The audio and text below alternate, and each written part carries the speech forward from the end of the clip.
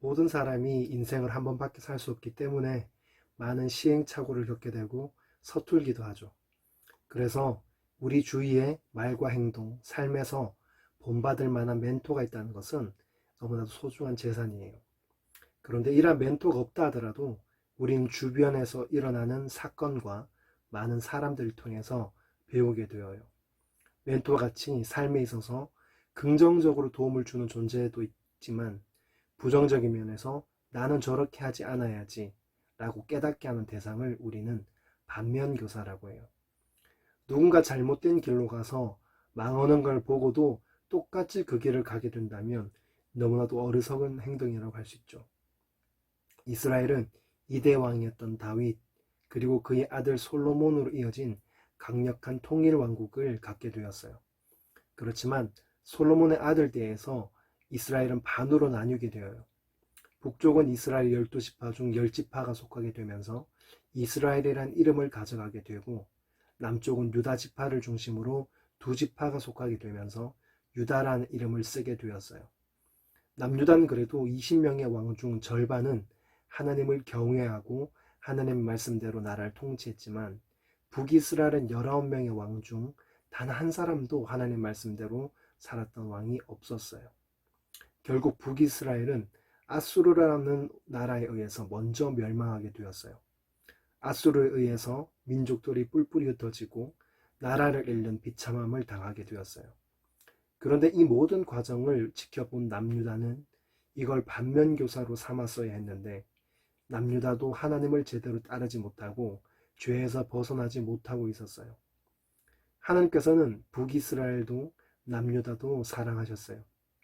다만 북이스라엘은 하나님과 너무나도 멀어져 있었기 때문에 하나님께서 보내신 선지자들의 경고에도 아랑곳하지 않고 계속해서 죄만 짓다가 결국 남유다보다 먼저 멸망할 수밖에 없었어요.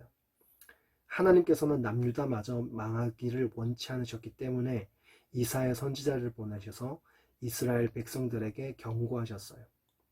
소는 그 임자를 알고 나귀는 그 주인의 구유를 알건만은 이스라엘은 알지 못하고 나의 백성은 깨닫지 못하는도다.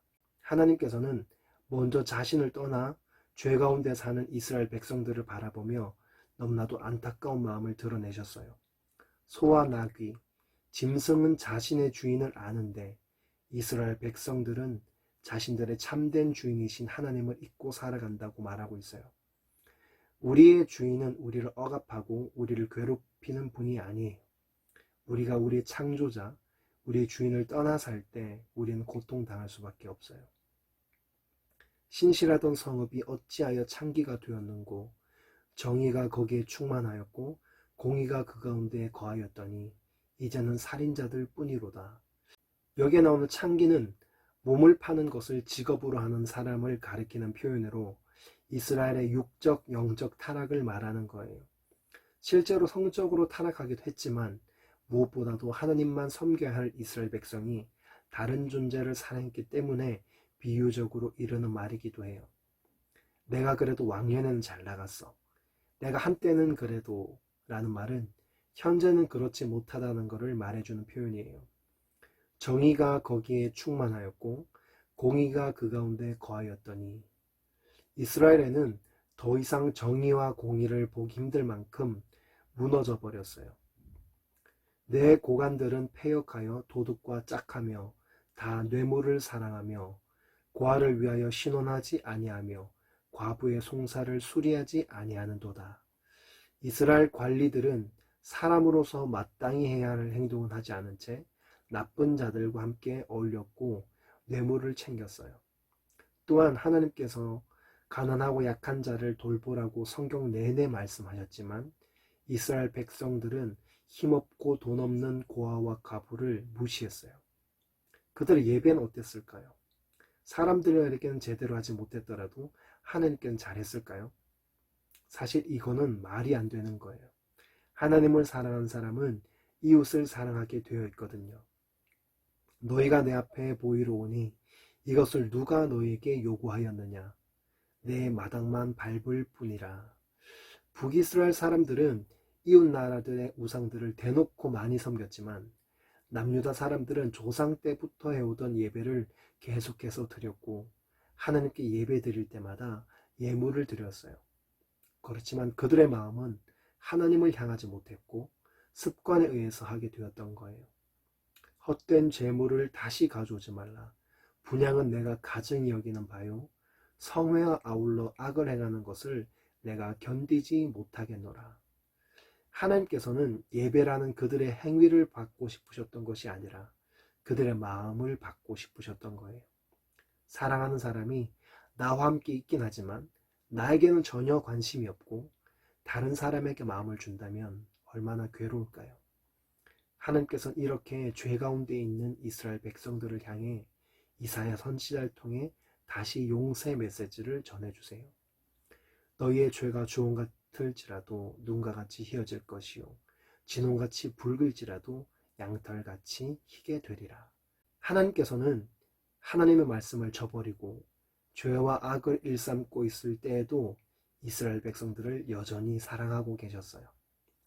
우리의 죄가 주홍같이 지홍같이 붉을지라도 눈처럼 양털처럼 희도록 깨끗하게 씻어주신다고 약속하고 계세요. 이것이 바로 우리 하나님 아버지의 마음이에요. 그렇지만 하나님께서는 죄와 함께 우리를 사랑할 수 없으셨어요. 죄를 그대로 가지고서는 하나님께 나아갈 수가 없어요. 하나님은 선하신 분이니까요. 그래서 예수님의 피로써 깨끗하게 씻어줄 테니 회개하라고 말씀하세요. 언제든지 우리가 예수님의 이름으로 회개하면 그 어떤 죄에서도 깨끗하게 씻어주시고 우리를 다시 받아주신다고 말씀하세요. 저와 여러분들의 삶은 어떤가요? 예배를 제대로 드리고 있지 않거나 말씀을 전혀 보고 있지 않다면 더 늦기 전에 예배의 자리로, 말씀의 자리로 나아가기를 진심으로 바랍니다. 매주 예배를 드리고 있고 큐티를 하고 있고 기도를 하고 있나요?